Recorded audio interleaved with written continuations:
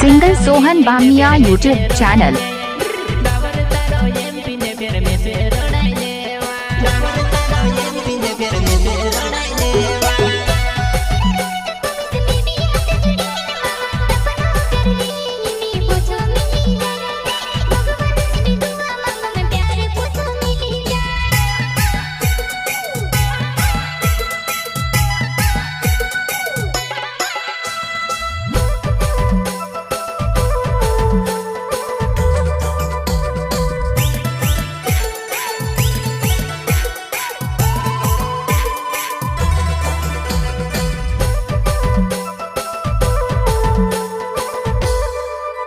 देवपा मोंटी गायक सुनील देवरे।